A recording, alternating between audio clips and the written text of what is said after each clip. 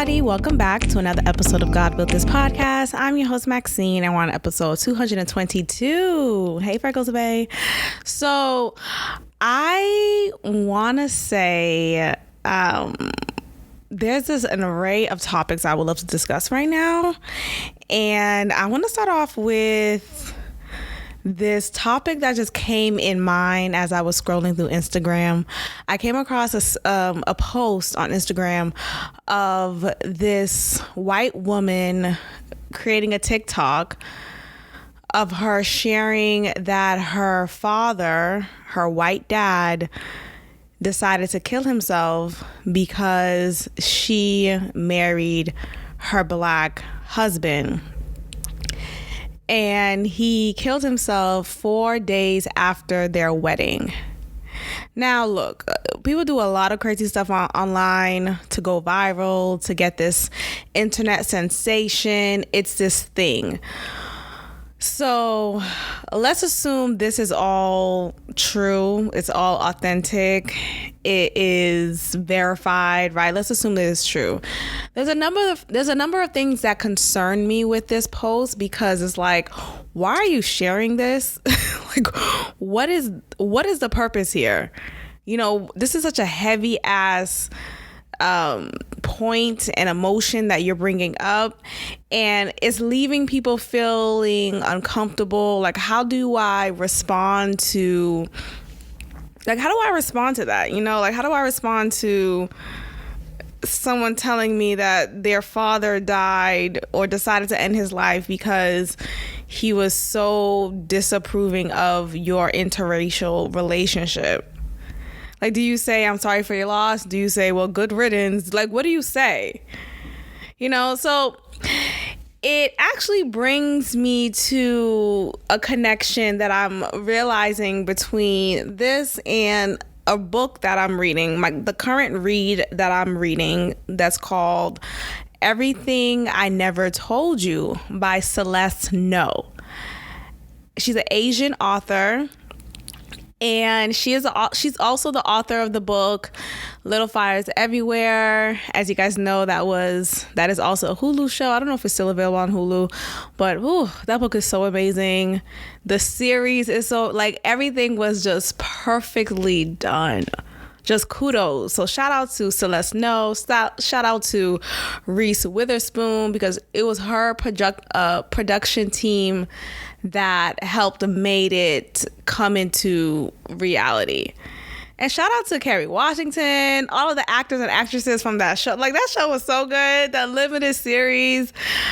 So good, so good. Anyway, so this book that I'm reading by the same author, Celeste No, in this book, she gives this Asian family portrayal of living life in America and navigating the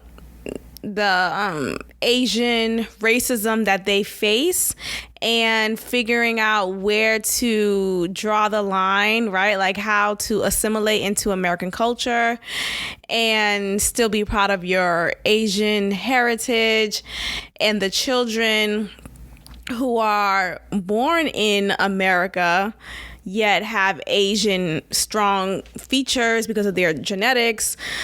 Like, how do they navigate in a world as such? And the story takes place in the early 80s, as well as some of the 90s. It's just very interesting. So I love her take on just family, your identity in family, like where you're placed in family.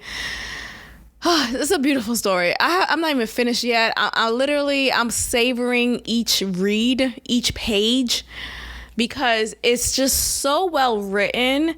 It's a short book, relative. I think it's just about 300 pages, if that, honestly, this book in particular. Yet I'm still reading it. It's been like months, honestly. I've been putting it off. I hope to finish it within the next 2 weeks. Let's just say that.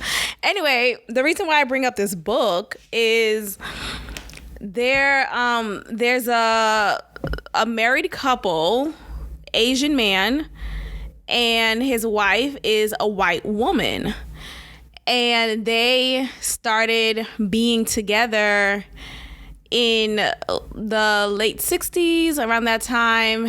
And it was very shocking for society around that time because you have an interracial relationship, right? An Asian man with a white woman. Her mother was very disapproving of her marriage to him.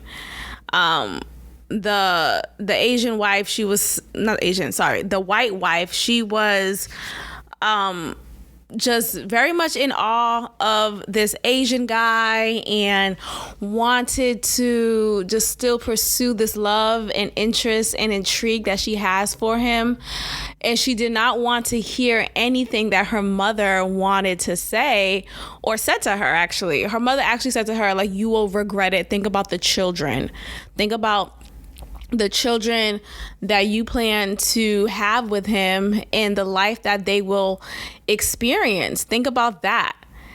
And I think that, I don't know how else to say it without sounding racist, but I think she has a point. Right? I think there's something to wanting to preserve your ethnicity and your race, right? Or your ethnic background, your genetics, your DNA, and finding it very difficult to preserve that when you're pairing with someone who is unlike you. Now I get it. Love conquers all. All these things are beautiful, right? But I think sometimes we get so caught up in the la-la-ness of love and the feeling of it, right? The sensation of it, the high that you get, the dopamine from love, and you forget the reality of the fact is you are a white woman dating, about to marry, having children with a non-white man, an Asian man.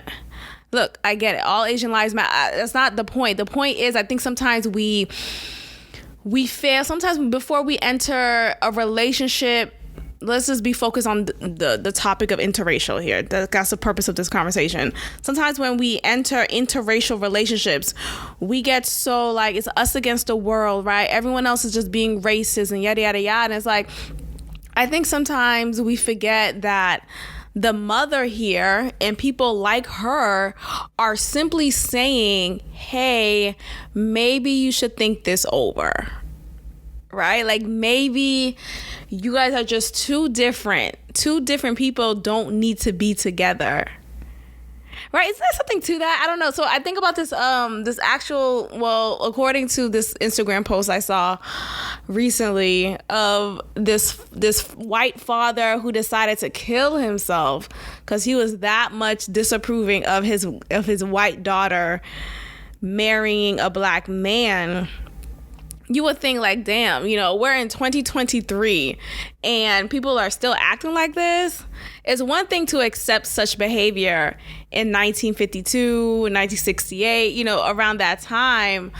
But to be in 2023 and you still believe that or still just vehemently stand on that principle, it does make me want to wonder why that is. I think it's just so easy for us to chalk it up to he's just a racist fuck, right? He's a racist fuck and he deserves what he did to himself.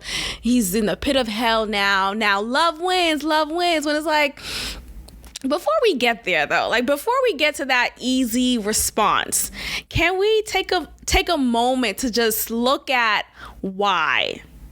Right? Let's look at why. Now, it's not to say, I don't know, like, I don't want to say because the other race is gonna, quote unquote, dirty up your own race, right? Your genes, your genetics. No, I think there's just this pride that everyone should have within their own DNA, within their own genetics, and wanting to see that genetic pool largen more and more and more. Why is that an issue, right? Like, why is it so easy for us to accept when, quote unquote, Jewish people say, that they want their kid to marry a Jew, right? They want their Jewish son to marry a Jewish woman. Why is that easily acceptable when if a white man says the same for his white daughter, that is not acceptable? Like, why can't we still have that same pride DNA wise for all genetic backgrounds, for all ethnic backgrounds? Like, you see what I'm saying? Like, why are we so quick to chalk it up to being racist when it comes to that? Yet when Jewish people, quote unquote Jewish people, say the same thing all the time and practice what they say. Now, of course, you have outliers who definitely do marry outside their race and they make it work, or, yada, got that, But there's something to that. It just makes me wonder. This thought just came up. This wasn't a planned topic for today's episode, so bear with me for not having like all these facts, but I think there's something to it. Like, I think there's a power hidden in our DNA that we haven't learned enough, right? We don't learn about this in school. We don't learn about this throughout our adolescent years, throughout our formative years. Instead, we just think, oh, you're just blocking my love, Dad. You're blocking my love, Dad. I'm gonna over my dead body, bitch. Obviously, the dad won't call the daughter bitch. But, like, the point is, like, you have someone just so upset, but they don't have the time to really vocalize why. Like, why can't we... I'm trying to find the words for it, but I think there's something to it. I don't want to be so quick. Now, look, I do hate that he did decide to kill himself. Like, that's kind of fucking crazy. Like, damn. Maybe he was struggling with some mental health issues, and this was like the topping of the cake. Who knows? So that could definitely be a thing. But I feel like there is something to that. Like, why can't we all just marry our kind? Why can't whites just marry whites and blacks marry blacks? Asians marry, well, let's be specific with Asians. Like, I think Chinese wouldn't like their own marrying Japanese. They're always at war with each other. And never mind a South Asian, right? Don't be Chinese and marrying a Vietnamese. Don't be Chinese marrying a Filipino. God damn. Don't do that.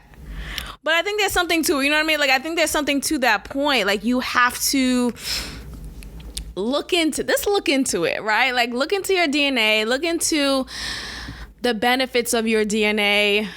I don't know.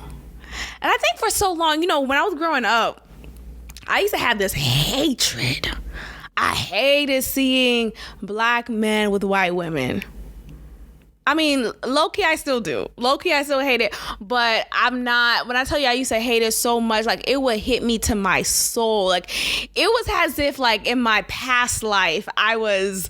Like, my husband left me for a while. Like, it felt like I was reliving something. That's how much I hated it when I was a kid. And I was a kid. Like, what? But I just... In that time, I was thinking about, like, damn, it feels like such a slap in the face. Why? Because I was seeing so many black men around me who, and not the men who I was growing up with, I'm talking about the men in my college years. So I hated seeing black men with white women, like, regardless, at any point throughout my childhood. But when the hate became more palpable was when I was seeing it in my face day to day during my college years. And I was just so taken aback, like, damn, all y'all with white women? Oh, what's up with that? What's up with that? So I just hated that. I felt like it was a slap in the face. Those black men didn't even look at women like me. They didn't even look. They didn't fucking see me. They didn't see me. And I just always chalked it up to, oh, they hate their mothers, all these things. But I hated seeing that. I was offended. Like, damn, it's like y'all trying to tell me something. I was so offended. Anyway, I've grown to just kind of like let it go because one, I just stopped taking things so personally, and I had to do that for my mental health. I had to just realize people are just going to live their lives however they want, and that has nothing to do with me. I may not like it, but that's not my life. So I can't just be up here, you know, talking dog shit about it and feeling so upset and talking about it left and right when it's like my energy is being depleted while you're living life very happy, very peaceful, very peacefully, and all these things. So I just finally let it go. But I hated it for a long time, and I do wonder, I wonder if at that time I just knew that it just wasn't the natural order of things. Hello? Is the mic on? Are we talking or are we talking? I think maybe at that time, when I tell you I've always been me, I feel like at that time, I always kind of felt like this is not how things are supposed to be. You know, so when I would see yet another black man sharing his DNA with yet another white woman, I felt like, well, damn, what about preserving that for another black woman? What about preserving that for the protection of the black family and preserving that more and more throughout generations? Why are we infiltrating our DNA with white people? You know, like, why can't we have more pride to have more black people in our family in our family than vice versa? And then I think about the white women who would seek and find black men. Seek and find them consistently. You know, like, you know, what's up with that? You know, what's up with that? What is it about the black man that you want so badly? It's the fucking DNA, dog. Their DNA is powerful. The black DNA is powerful, but you know, having it come from a black man is powerful. You know, you're stronger. You're physically inept. Is inept the right word? But you're powerful. You're richer in mind. Not inept. Inept means having no skill. Never mind. It's the opposite of that word. But you're powerful. You're just well. God knew what he was doing when he created the black man.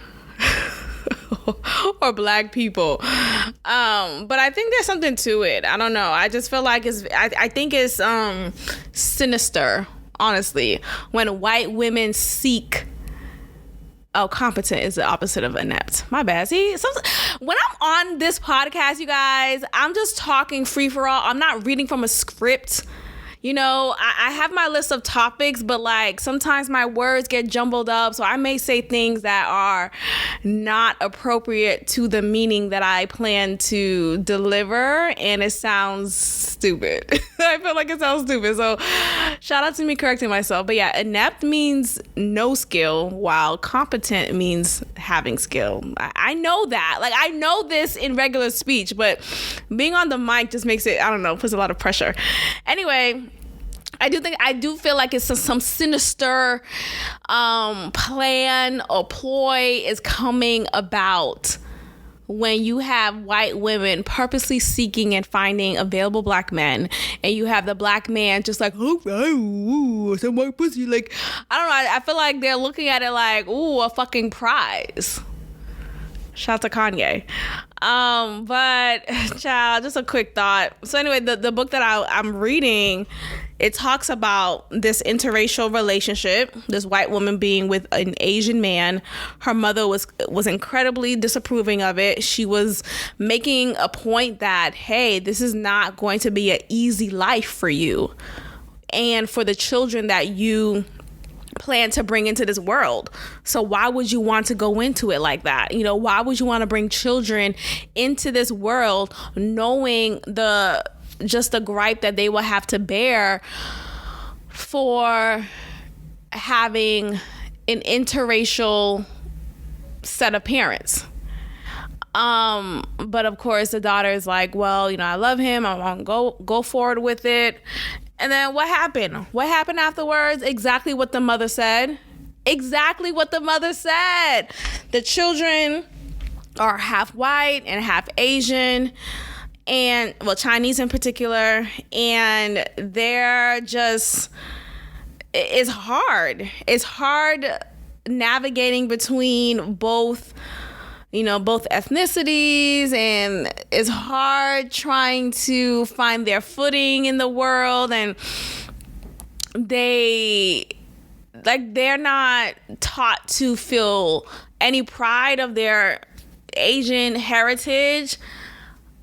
Their dad is just a fucking goof. Like, it's just, I don't know, it's just a very interesting book.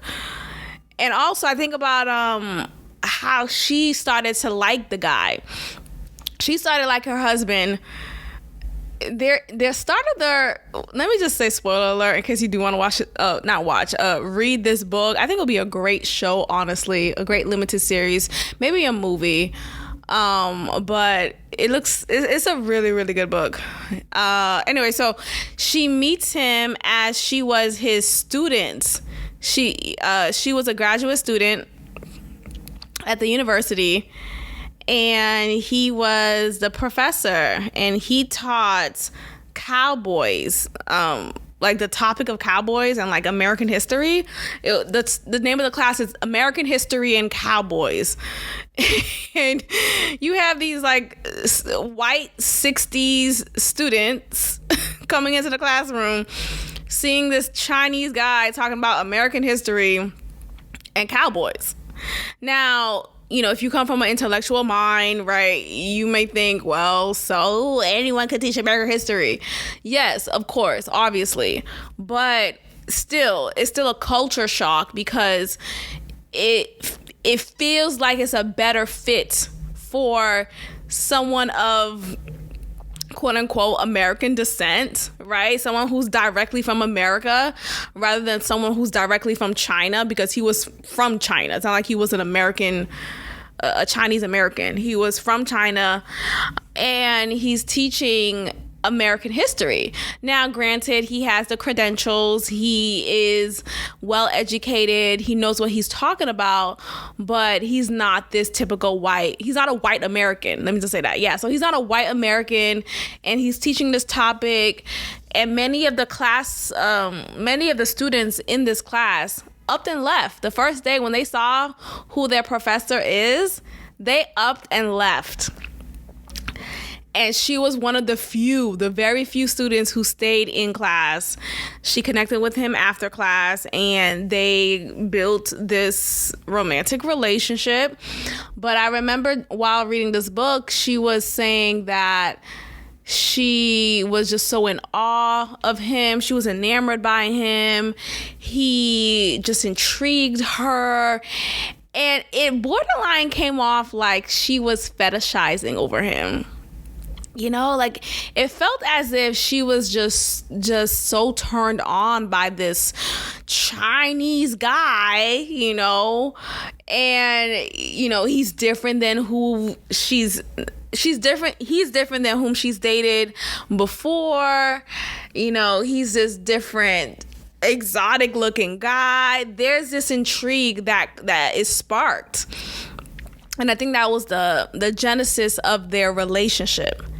Their relationship was built off of her intrigue over this Chinese guy. Now, is that a genuine thing? Right? Like, can you build a genuine relationship with someone even though the genesis of your relationship is one's intrigue of your physical appearance and ethnic background? I don't know. I think it does make me want to question whether or not was this supposed to be a long-lasting thing, or should it have just remained a lustful, momentous relationship? For it to have led to marriage and kids and this life together, maybe that was an accident. Right? Like maybe she should have dated someone else at the same time. It's not like he was just like this like super romantic and this was a love like no other type of thing. It was just he's Asian, I'm white, this is cool, let's go for it. That's really what it was. So anyway, so she's intrigued by him. He is this Chinese guy, she's white, lily white girl, let's go for it. And I think this is the same experience for many white girls who've dated black men. You know, they see this big black hunk of junka, you know, this big black tonka wonka. They see this black man and this black dick. You know, they see this guy, you know, his skin tone, his eyes, his lips, right? It's captivating. It's captivating. And so you're led by intrigue. You're led by this physical appearance that is unlike no other, unlike any other experience that you've had. You're just captive, like you're just in awe. Is that genuine? Or is that just, look, I'm sure the awe and the intrigue is genuine, right? But like, when does it become borderline fetish? You know, when does it become borderline inappropriate, uncomfortable, objectification? When does it become that? Because at this point, I don't know where does the line start? Where does it end? But I do find it to be very interesting at the very least. Okay. And honestly, I can't even really be mad at it. I mean, I haven't seen a white guy who I felt like captivated by. Like, oh my God, I just, you know, you see white guys all the time, right? And I think that's the difference with like minorities, right? If you're a minority and you're always the minority in any space, whether that's work, school, your neighborhood, you're typically the minority. So the dominant people who you see are white people. Like, you only see white people, so your eyes are used to white skin, blonde hair, brunette hair, looser texture in the hair, thin, fragile skin, pale skin. Like, you're used to that. So of course that wouldn't intrigue you because you've already been normalized into seeing that every single day.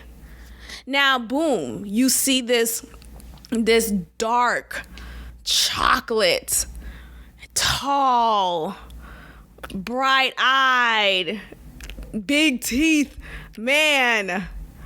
Huh? Like, your eyes will play tricks on you and making you think that, oh my gosh, this is someone who I should be with, right? Because this is someone who I've now grown this attraction towards, and I find this person so attractive. I think you're only finding someone attractive because you haven't seen anyone like that ever. And now you're finding that person attractive because it's just convenient. Right? They've conveniently startled what you've been seeing for the past 10, 20 years of your existence. If you've only seen white men, let's play it out off like, yeah, if I'm a white woman and if I've only seen white men, I've only been exposed to white men. And then boom, a new family moves into the block and this family's a black family. The son is this tall, hunka-chunka black man. Oh my gosh, I'm intrigued. Oh, I like how you play basketball. But I think there's something to it. I don't know, like, I think it does come off very fetish-like. I think it does come off a little objectification here or there. There's some lust that's present. I think that's all true.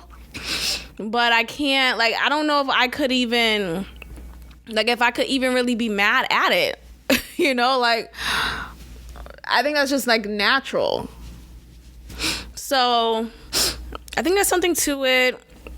Rest in peace to the dad who decided to kill himself. Because, like, that's a little... Father, come on. Come on, Daddy. Come on.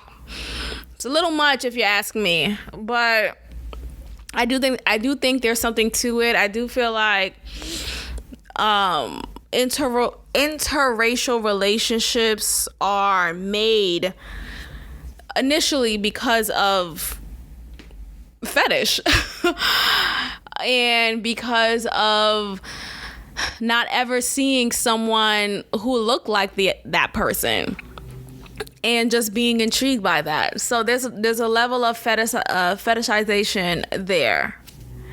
Speaking of fetish, let's talk about fetish farms. What is that, Maxine? Y'all, I just learned what this is. And my God, today, I am freaked out. The internet is a strange place. If nothing else, the internet is a strange place. Okay? I was on YouTube, and I came across this video. And what made me click, the thumbnail of a video is really a hit or miss, right? You could either be attracted to what is shown in the thumbnail of the video, which is like the cover art of the video, or you could be disgusted by it and not want to ever look into it, right? So I decided to watch this video on YouTube. Let me tell you the title of the video. Let me see if I can find it.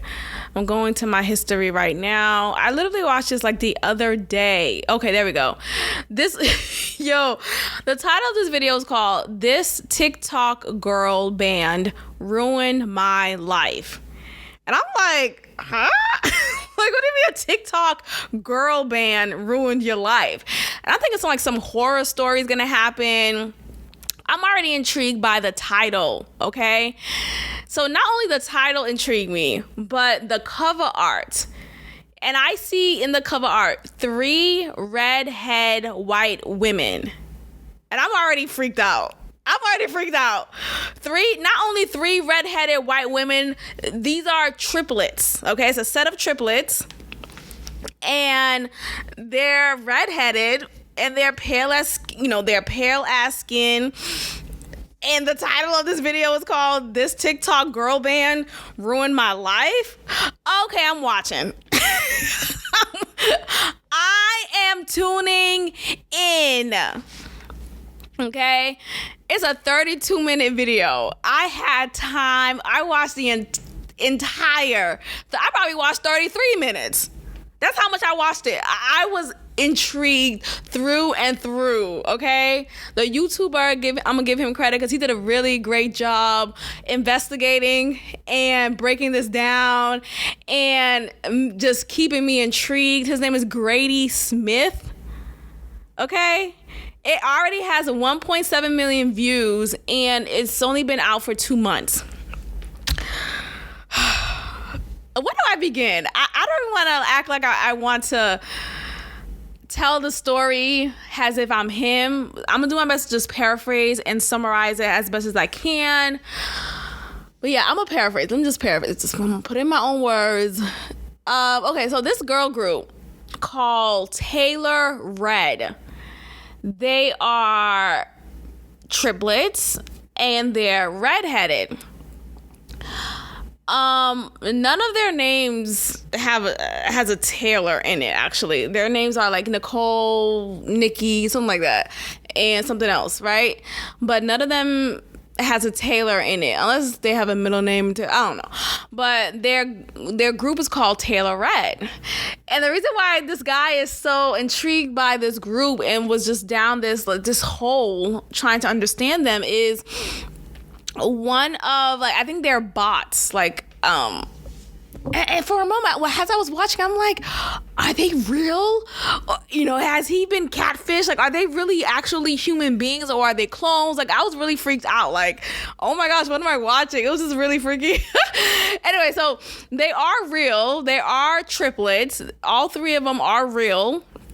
But they're not really who they say they are.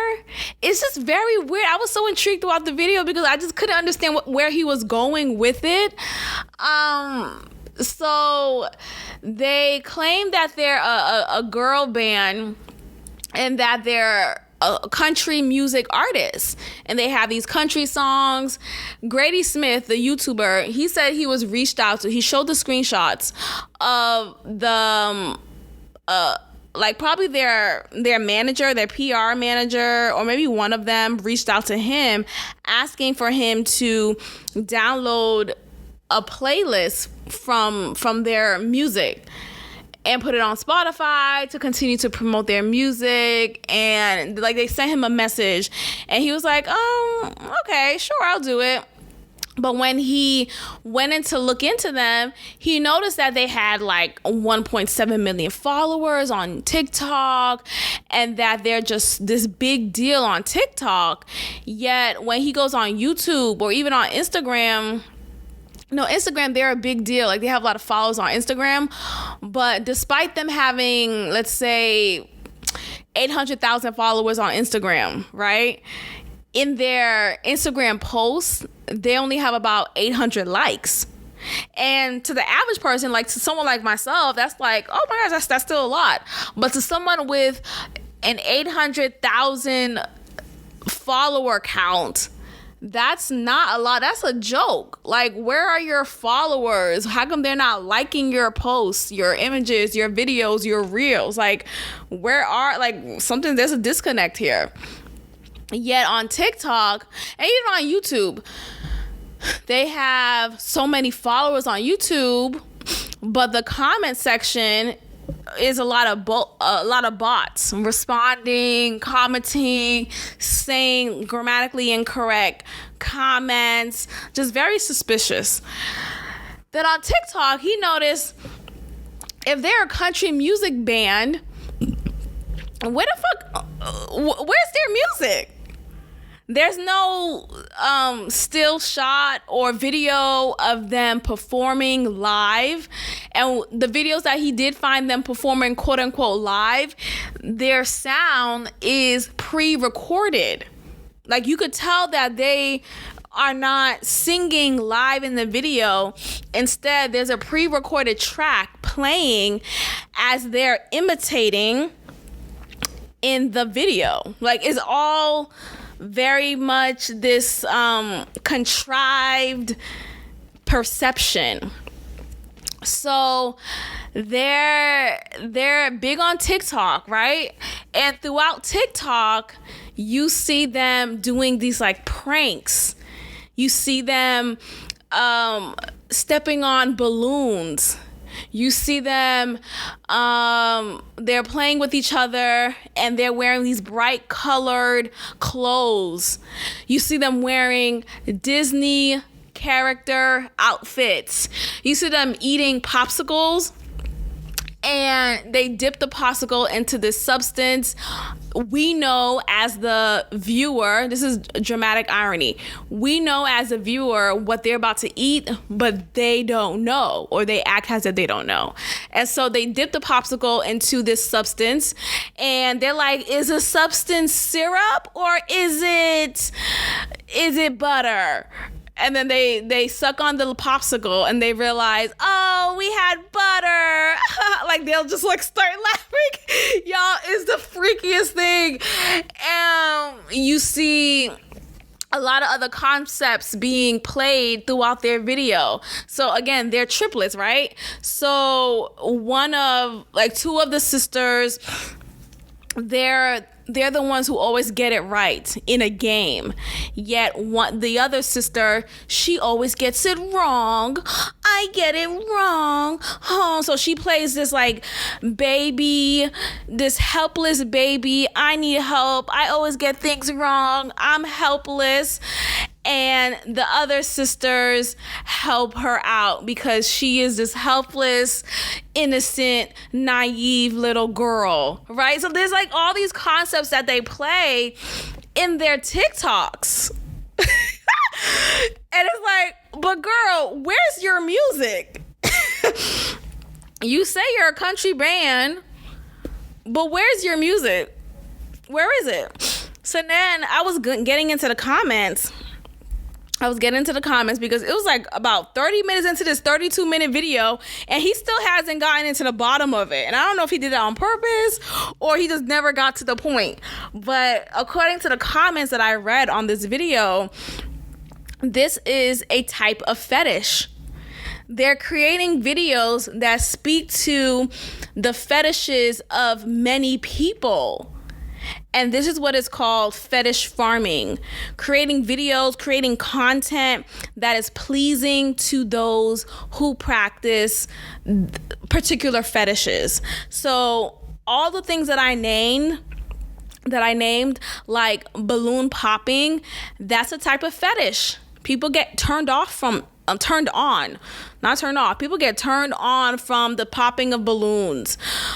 Food fights. They will have these food fights in their TikToks, and people get turned on. There are people out here who get turned on from food fights. So in their videos, you see all these examples. You see balloon popping, food fights, sensory play. The fact that they're triplets, like that's, oh my gosh, that's, what are the odds of that? Now you see redheads too. Oh my gosh, they're redheads and they're food fighting.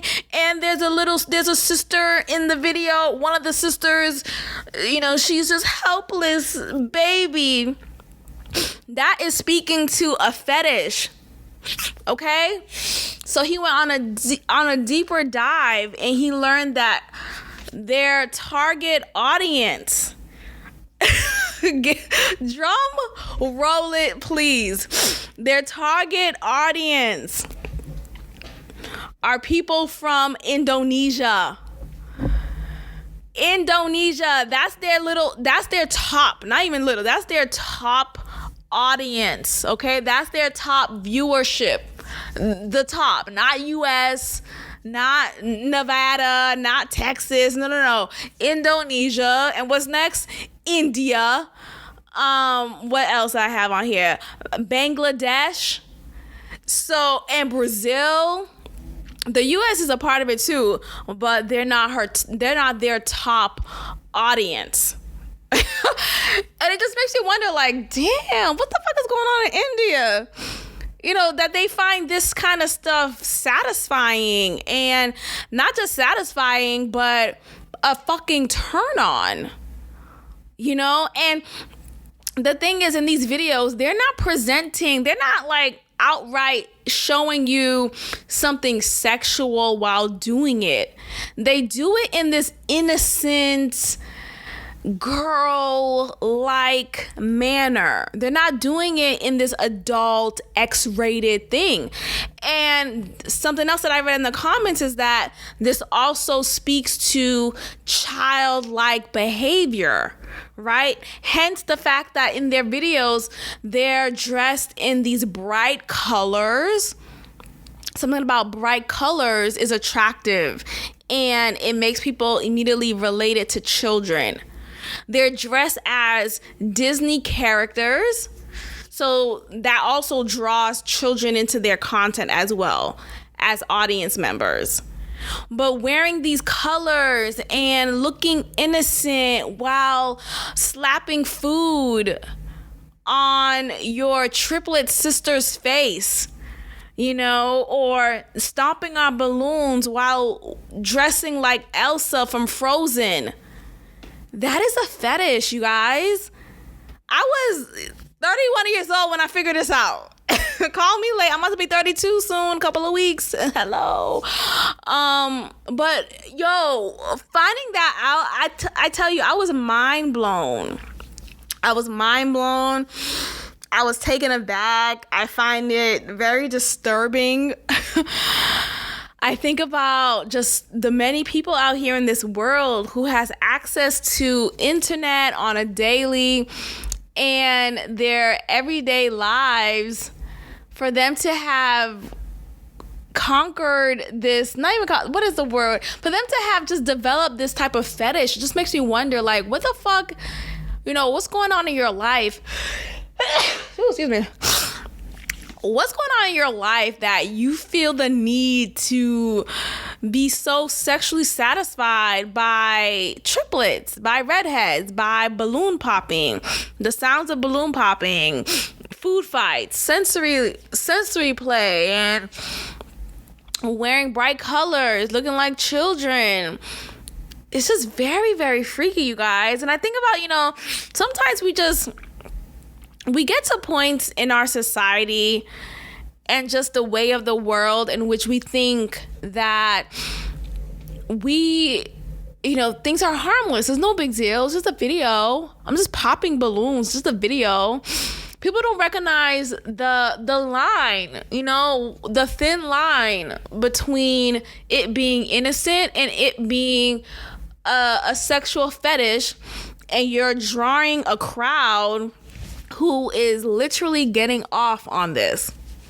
Like, do you like to know that you're creating content that is having older people from Bangladesh jerk off on? Like, does that satisfy you? Like, I don't know. Like, it's just very freaky, yo. It's very freaky. And so he's talking about this in his video. He's just concerned. He's just like breaking down not breaking down in a, he's not crying or anything, but like he's just breaking down the fact that you have this audience of people who are looking forward to such content, who finds this sexually gratifying to watch such content on a daily. What does that say? Like, what does that say about you if you like to see stuff like that and you get horny? I know we like to say nowadays, don't kink shame, don't fetish shame, or I think fetish is the wrong word, because fetish is more of a negative connotation, right? As with kink has now been branded as something you shouldn't shame people for. So, for example, if you like to get peed on, right? If you like a golden shower, people like to say nowadays, as long as it's consensual, you shouldn't shame people for it. Don't kink shame. We've become a society in which we want to eradicate shame altogether. We think shame is the leading cause of suicide rates. We think shame is the reason why depression rates are skyrocketing, and all these excuses to explain and justify and promote implicit dangerous behavior. Like, I think there's a thin line, because you find yourself, I love it when she dresses like a Disney girl character. I love it when she wears these bright colors. And then you find yourself getting deeper and deeper into a hole, and next thing you know, you love fucking, like, you know where I'm going. You love fucking KIDS. Like, you love going down a path where you're becoming a pedophile. That's where I'm going with it, y'all. Yeah, I'll try not to swear anymore, and maybe be cautious of the words that I use, because apparently there's this new YouTube rule. You can't swear and you get demonetized and yada, yada, yada. So I'm going to be mindful of that. But, I think it's very dangerous. You find yourself in a hole, in a bind. I think shame is necessary. You should start shaming people. We should start putting things behind closed doors and locking them up, putting it under the bed. Like, we should not be so open and frank about our kinks. It's uncomfortable. It's weird. And it's weird. Like, we don't even have to say it's going to get down to the path of it potentially becoming a pedophilic situation. We could just say, no, it's weird. It's weird. I'm sorry. It's weird that you like getting peed on. It's weird. It's weird that you like hearing the sound of balloon popping and you get a hard on. That's weird. Like, can we just talk about that? Is the mic on? It's weird, dog. Like, come on, man. Like, we cut it out. It's weird that you're dressed as a woman, but you're a man. It's weird. Child. Look. all I'm saying is we have to get back to shaming. We have to get back to running people over with our dismay.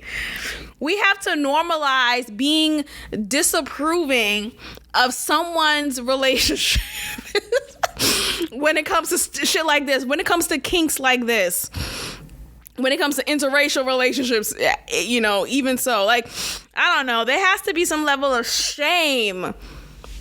Shame. You know, obviously I'm being facetious here in some respects, you know. I do think love wins. Going back to the interracial relationship part, I don't know, look, I do feel like, of course, you may find yourself just naturally loving someone and that person just happens to be of another ethnic background. That's fine, right? I just want us to explore the idea of wanting to preserve your ethnic pool. Like, I would like for us to have more conversations about that. I would like for us to have more just understanding and just a learning experience when it comes to that, because I don't think many people understand the power in their DNA. I don't think many people understand the richness of their DNA. And we only allow Jews to say, oh, make sure you marry another Jew. We only allow that within that culture. But when it comes to Black people saying that for our own culture, oh, you're being a hater, right? When it comes to white people saying that for their culture, we're calling them racist, when it's like, I don't know, man. I don't think it's all the time. I don't think it's always a racist. I don't think it's always a racist situation. That's all I'm saying. I feel like let people feel prideful in their own DNA. Let me just say that. Okay, let me feel prideful in the DNA that I possess and wanting that DNA to continue throughout generations and generations. And I don't think there's anything wrong with that, you know? But yeah, going back to the whole kinking thing and fetish farms, and I think in some aspects, shame should be allowed and not everything needs to be normalized. Ugh, I don't know, that's just freaking me out, y'all. But let's move on. The latest cosmetic surgery trends continue. I am gonna come on here every time whenever I uncover another cosmetic surgery trend. Pussy fat. Pussy fat is the latest cosmetic surgery trend. Wanting to have a fat ass pussy.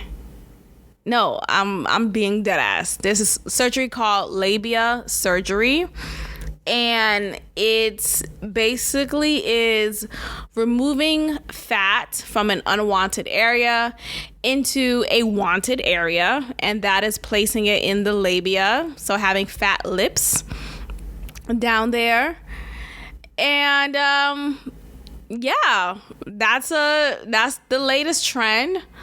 I don't know how many people are saying it. I haven't seen yet a trend of women saying it, at least publicly on YouTube, right? You know, I'm about to get my labia surgery. I'm about to get these lips done. Like, I haven't heard that yet, but we'll see. It could very much happen in the near future of it being prevalent in these YouTube streets. But I think about, like, you know, pussy lips, you know, when you're watching porn or when you're watching pornographic images like soft porn.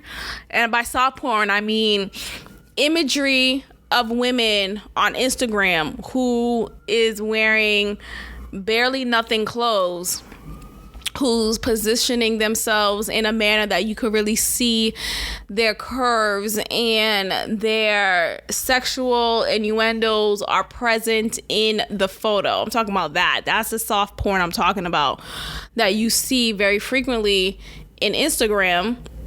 There are shots in which you see the women pulling their panties up, and as they're posing, you could see their lips through their panties. You could see the outline of their lips through their panties. That's a big hit amongst many people. Like, people like to see the pussy lips. People like to see the outlines of that. So if you having to pull your panties up to accentuate that look, that means you may be a perfect candidate for this surgery, right? That means your pussy lips aren't fat enough and you want that fat look. This labia surgery may be the surgery for you. You may be the perfect candidate for the surgery. So there you have it, you guys. Labia surgery, and, God bless. At this point, God bless. I think I talked about the buccal fat removal surgery. Let me just go over it again. Buccal fat removal is basically the chubbiness in your cheeks. So wanting to remove the fat from your cheeks to accentuate your cheeks more, to have this model-esque, astute type of look. That is the objective with that surgery. The chin surgery is another one in which it changes your jawline, allowing for you to have a more pristine look. And all of this is just fucking dumb, right? Like, if you guys are not aware of the tone that I am delivering this story to you guys, let me be very clear. I am totally in disapproval of any of these surgeries. Like, this is fucking dumb. My body, my choice. Well, you're making a dumbass choice. My body, my choice. You're making a dumb choice, because as we know, beauty is fleeting. What's trendy today won't be trendy. Give it 2 years. Right? Shit. And then in 5 to 10 years, it won't be trendy at all. It'll actually be the ugliest thing ever. Yeah, people are so imprisoned by the times, by the moment, by the currency of the moment, that they find themselves victimized by wanting to keep up with these beauty trends. It's important to never keep up with the trend, because these trends change. These trends evolve. You find yourself totally unattractive because you did all the trends in the world, and now these trends are no longer attractive. Like, what the fudge? So you have buccal fat surgery. There's this YouTuber who I watch. She had the chin surgery. And she's like talking about it very cavalier. Oh, it's just not a big deal. It's very small surgery. It's very light, not a big deal. Basically making it seem like there will be no complications from it. And it's not a big deal. It's not a big deal, right? So then she did her surgery, or she got her surgery done. She comes out, and I'm looking at her like, what the fuck was... Oh, damn, I'm sorry. What the fudge was the difference? What was the difference? There wasn't any. When I tell you that, I couldn't find any difference between her now, post chin surgery, and her before the surgery. I just looked at her like, oh, she just had money to waste, huh? She just have time to waste, money to waste. She has no regard to her body, because she's putting herself under the knife over yet something else that is not necessary. So she looks totally the same. And you see this trend amongst many of these influencers. They're promoting this cosmetic surgery lifestyle too casually. they're making you believe that these surgeries are not a big deal. There are no complications. Just do your research, get a good doctor, and you'll look like me. You'll look like this. You'll look like this. Just for them to come out the surgery, and they have all of these health complications. They have all of these underlying effects, these side effects, these things that last. People are just so caught up with their physical body and not improving their soul. They're not improving their personality. They're not improving their skills, their intellect. But they got their pussy fat. What? Pero like what? Another surgery that I heard is a new one is podiatry. If I'm saying it right. Podiatry, feet surgery, basically. It's feet surgery. So I guess if you have really bad corns, or if you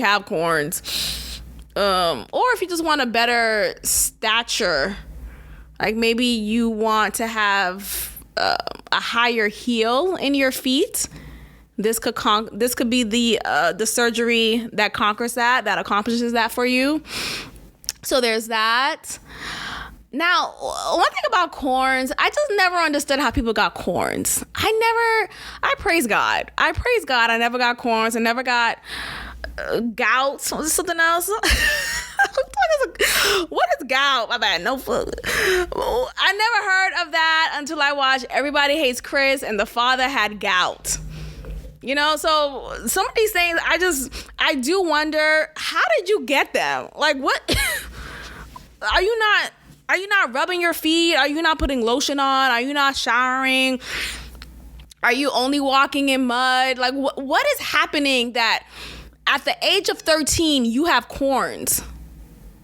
It's one thing to be super old and, of an older age, and you may have developed corns. I don't want to look it up. I kind of don't want to look at that site of corns and on your feet. So I don't know. It kind of freaks me out just to think about it. But like every time I've heard about it, I'm just like, how does one obtain that? Like, how did you get corns? Well, what happened? You just grew up and had them, or is it genetic? Is it in your DNA? Like, maybe you should date interracially.